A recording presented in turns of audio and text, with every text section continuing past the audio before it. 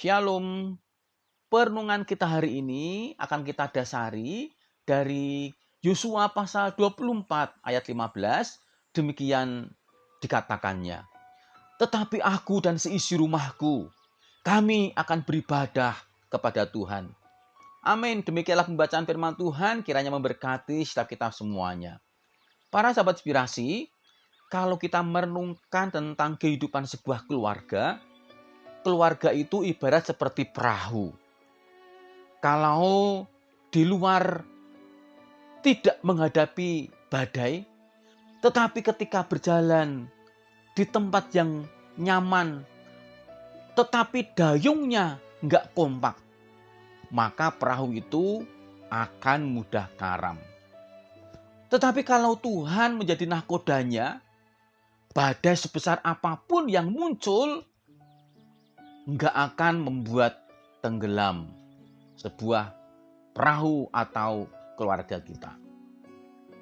Maksudnya adalah bahwa keluarga itu ibarat seperti perahu. Ketika dalamnya tidak ada kekompakan, tidak ada kebersamaan, walaupun tidak ada badai, maka akan mudah karam dan kemudian tenggelam. Zaman sekarang keluarga diserang dari segala arah. Adanya HP yang setiap anggota keluarga memilikinya. Adanya utang yang terus ada. Luka masa lalu. Kurangnya komunikasi. Dan masih banyak lagi. Tetapi ingat bahwa Tuhan mau rumah kita menjadi benteng. Bukan medan perang. Dari peristiwa ini, apa rahasia yang diajarkan oleh Yosua? Satu kalimat yang Yosua katakan adalah, dia berkata, aku dan seisi rumahku.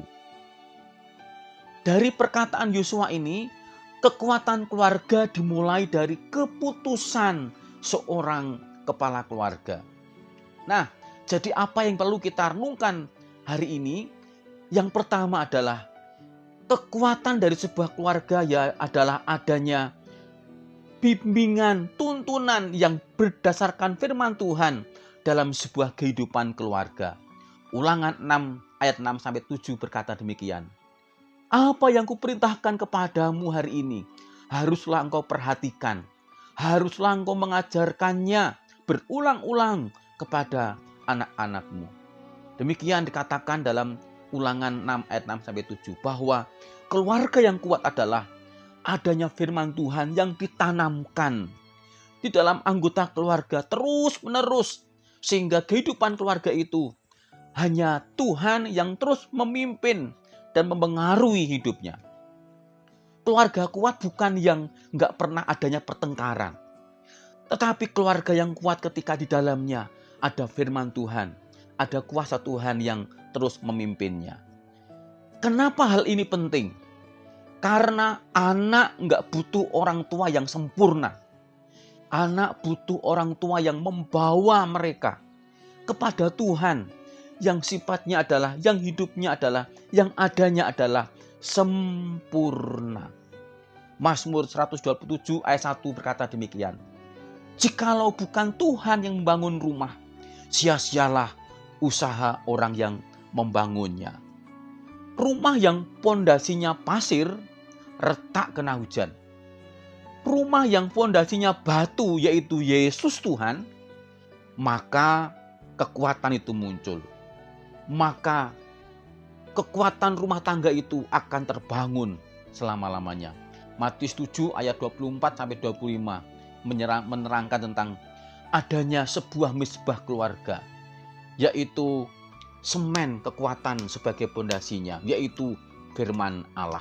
Yang kedua, keluarga menjadi kuat karena kasih yang saling mengampuni. Kolose 3 ayat 13-14 berkata demikian. Sabarlah kamu seorang terhadap yang lain dan ampunilah, dan di atas semuanya itu kenakanlah kasih sebagai pengikat yang mempersatukan. Badai terbesar di rumah bukan dari luar, tapi dari dalam. Misalkan luka, omongan kasar, dendam yang disimpan. Nah, dari ini, jadi keluarga yang kuat adalah keluarga yang cepat minta maaf dan cepat adanya pengampunan dalam sebuah keluarga. Dalam Alkitab menuliskan bahwa kasih itu adalah kasih agape. Bukan aku sayang kamu kalau kamu menurut, tetapi aku pilih mengasihimu walaupun kamu menyebalkan, kamu menjengkelkan. Itu yang mengikat keluarga biar tidak mudah tercerai-berai. Efesus 4 ayat 32 berkata, hendaklah kamu ramah seorang terhadap yang lain, penuh kasih mesra dan saling mengampuni, sebagaimana Allah di dalam Kristus telah mengampuni kamu. Nah, jadi para sahabat inspirasi, apa yang perlu ada di dalam keluarga kita agar tetap kuat?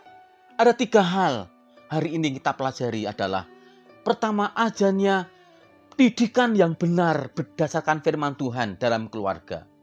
Doa itulah yang penting. Yang kedua, adanya saling mendengar. Pasangan, anak-anak kita yang saling bersekutu untuk saling mendengar, bercerita, dan kemudian tidak menghakimi. Yang ketiga, dukung mimpi mereka dan kelemahan satu dan yang lainnya, sehingga ada kekompakan dalam sebuah keluarga. Nah, jadi para sahabat inspirasi, yang terakhir saya katakan bahwa Tuhan enggak janji keluarga kita bebas dari masalah.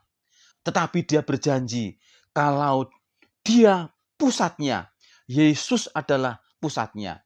Kita jadi keluarga yang kuat, tahan uji, dan jadi berkat. Karena Tuhanlah sebagai sumber dan pusat kehidupan sebuah keluarga. Mulailah hari ini buat keputusan seperti Yosua. Aku dan seisi rumahku, kami mau kuat karena Tuhan. Amin. Tetap semangat dan Tuhan memberkati kita semua, dan mari kita akan berdoa. Tuhan Yesus, jadikanlah rumah tangga kami keluarga yang mengasihi Tuhan. Ampuni kalau selama ini kami bangun sebuah rumah tanpa Engkau ya Tuhan. Tetapi ajar kami setia di mezbah keluarga dan cepat mengampuni, saling mengasihi, dan jadikan keluarga kami benteng bagi kemuliaan-Mu. Kiranya keluarga kami menjadi kekuatan bagi sebuah kehidupan di mana Tuhan hadir. Di dalam nama Tuhan Yesus. Amin. Kiranya Tuhan berkenan memberkati rumah keluargaku. Apa yang telah Tuhan berkati, diberkatilah untuk selamanya. Sebab Tuhan melindungi, Tuhan menyinari dengan wajah-Nya, memberi kasih karunia, damai sejahtera. Tuhan Yesus berkati.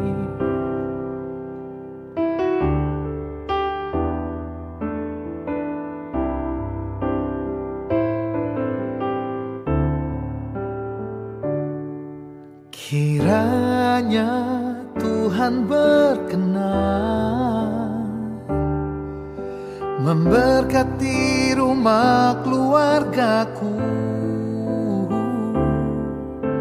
Apa yang telah Tuhan berkati, diberkatilah untuk selamanya. Sebab Tuhan melindungi, Tuhan menyinari dengan wajah-Nya, memberi kasih karunia, damai sejahtera. Tuhan Yesus berkati. Oh, sebab